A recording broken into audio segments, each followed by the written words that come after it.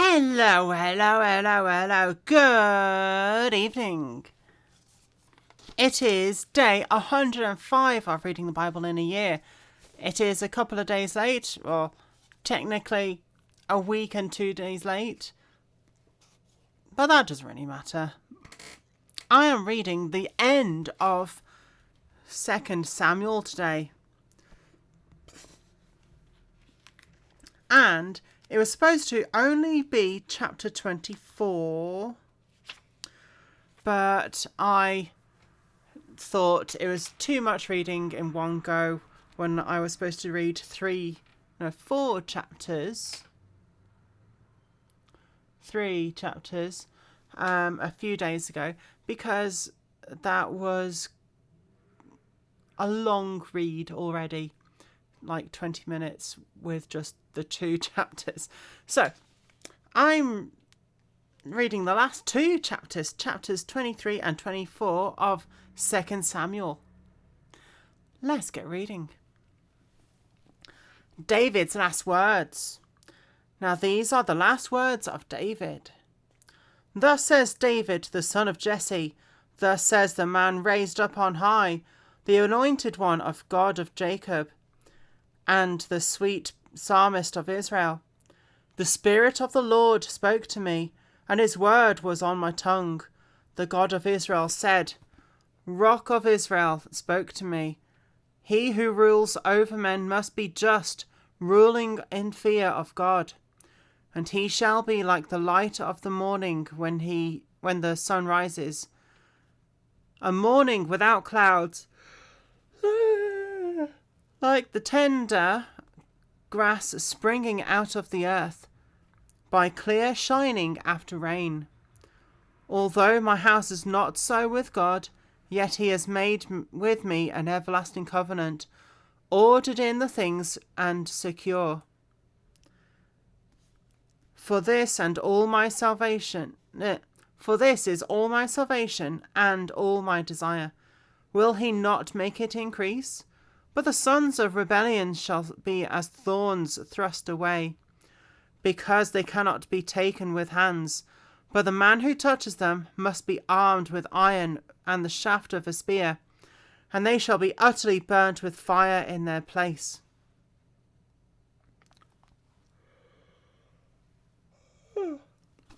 David's mighty men. These were the names of the mighty men whom David had: Josheb, Bashebeth, the Tachamonite, chief among the captains. He was called Adino, the Eznite, because he had killed 800 men at one time.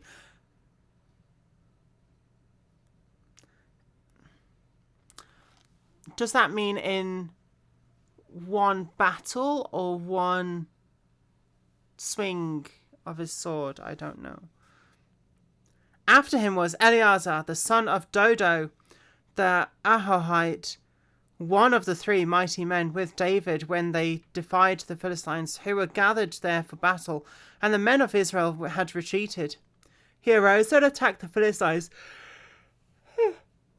until his hand was weary, and his hand struck to the sword.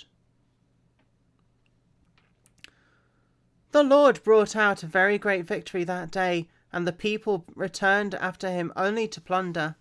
And after him Shammah, the son of Agi, the Hararite. The Philistines had gathered together in a troop, where there was a piece of ground full of lentils.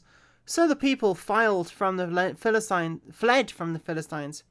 But he stationed himself in the middle of the field and defended it, and killed the Philistines. So the Lord brought about a great victory. Then three of the 30 chief men went down at harvest time and came to David at the cave of Adullam, and the troop of the Philistines encamped in the valley of Rephaim. David was then in the stronghold, and the garrison of the Philistines was then in Bethlehem. And David said with longing, Oh, that someone would give me a drink of water from the well of Bethlehem, which is by the gate. So the 3 mighty men broke through the camp of the Philistines, drew water from the well of Bethlehem that was by the gate, and took it and brought it to David. Nevertheless, he would not drink it, but poured it out to the Lord. And he said, Far be it from me, O Lord, that I should do this. Is this not the blood of the men who went in jeopardy of their lives? Therefore he would not drink it. These things were done by the 3 mighty men. Now Abishai, the brother of Joab, the son of Zeruiah, was chief of another 3. He lifted his spear against 300 men, killed them, and won a name among these 3. Was he not the most honoured of the 3? Therefore he became their captain. However, he did not attain to the first 3. Benaiah was the son of Jehoiada, the son of a valiant man of Kabzeel, who had done many deeds. He had killed 2 lion-like heroes of Moab. He also had gone down and killed a lion in the midst of a pit on a snowy day. And he killed an Egyptian, a spectacular man.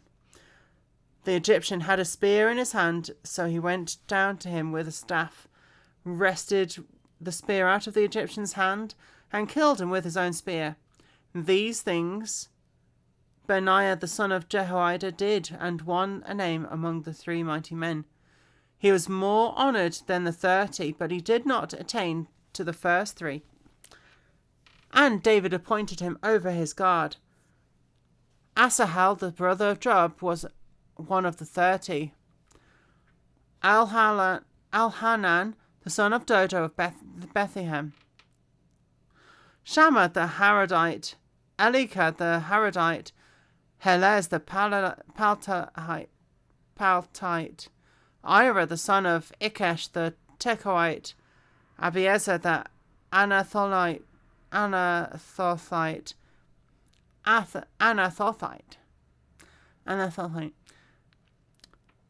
Mebenai the Hushatite, Zalman the Ahohite, Maharai the Netophathite, Heleb the son of Bana the Netophathite, Ittai the son of Ribai from Gibeah, from the children of Benjamin, Benaiah the Aperathonite, Hiddai from the brooks of Gash,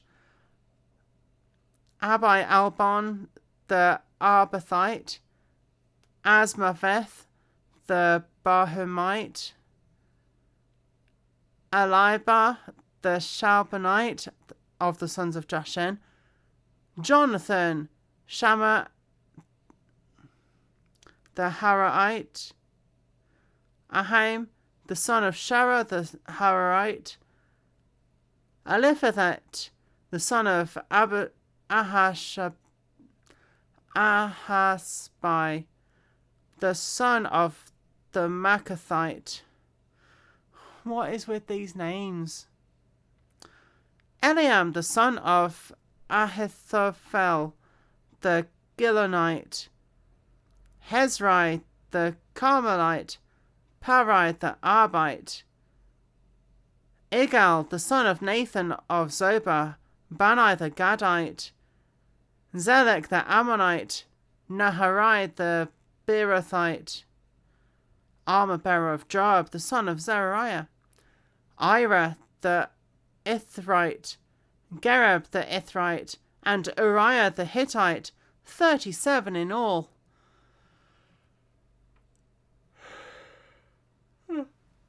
That was a lot of thinking just then. David's census of Israel and Judah. Again, the anger of the Lord was aroused against Israel, and he moved David against them to say, Go, number Israel and Judah. So the king said to Joab, the commander of the army who was with him, Now go throughout all the tribes of Israel, from Dan to Beersheba, and count the people, that I may know the number of the people. And Joab said to the king, Now may the Lord your God add to the people 100 times more than there are, and may the eyes of my lord king see it. But why does my lord king desire this thing? Nevertheless, the king's word prevailed against Joab and against the captains of the army. Therefore Joab and the captains of the army went out from the presence of the king to count the people of Israel. And they crossed over the Jordan and camped at Aroer, on the side of the town which is in the midst of the ravine of Gad, towards Jazer.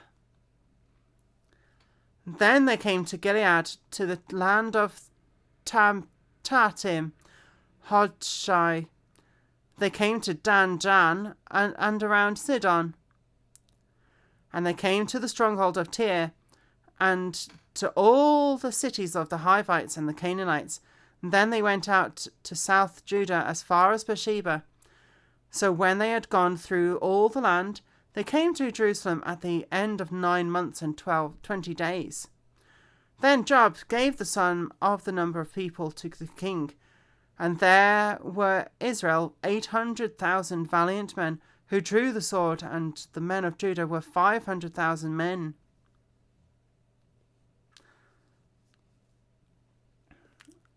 That's a bit sad, not counting the women and children. And the elderly as well. The judgment on David's sin.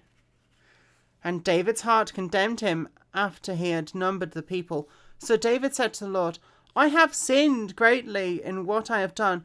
But now I pray, O Lord, take away the iniquity of your servant, for I have done foolishly.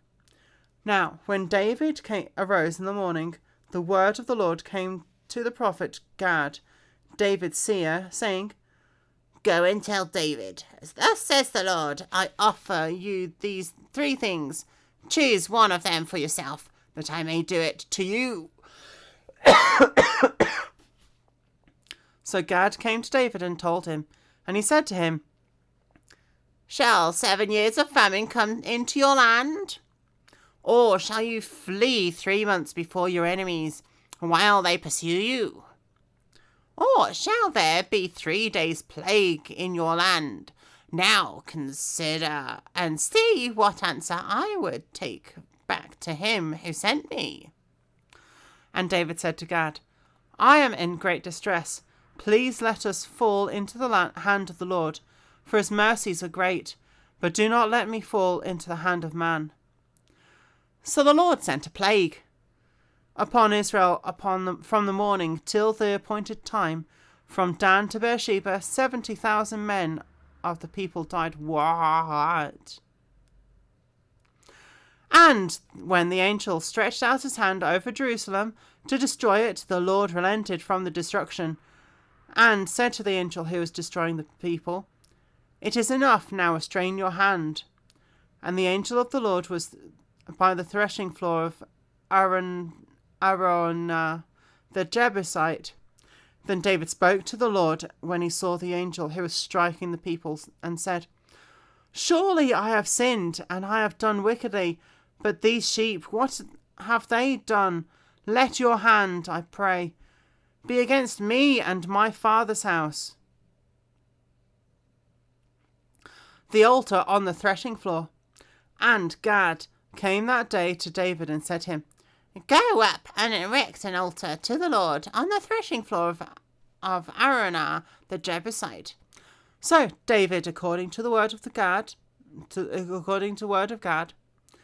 went up as the Lord commanded. Now Araunah looked and saw the king with his servants coming toward him. So Araunah went out and bowed before the king with his face to the ground. Then Araunah said, Why has my lord the king come to his servant? And David said, To buy the threshing floor from you, to build an altar to the Lord, that the plague may be withdrawn from the people. Now Araunah said to David, Let my lord the king take and offer up whatever seems good to him. Look, Here are oxen for burnt sacrifice and threshing implements, and the yokes of the oxen for wood. All these, O king, Araunah has given to the king.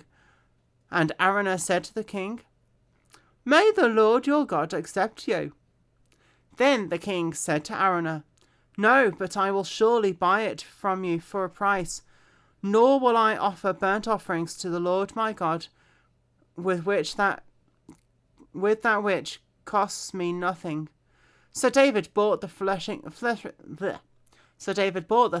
floor and the oxen for 50 shekels of silver. That doesn't seem enough. And David built an altar there to the Lord and offered burnt offerings and peace offerings. So the Lord heeded the prayers of the land. And the plague was withdrawn from Israel.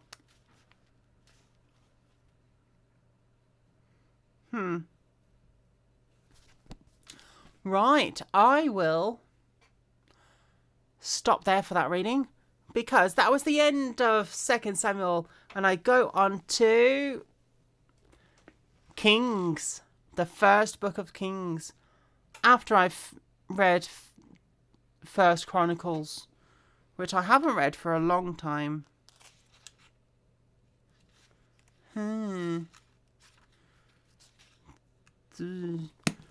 There's a fair amount left of that first book of Chronicles. Right, on to the next reading. I'll see you in a minute.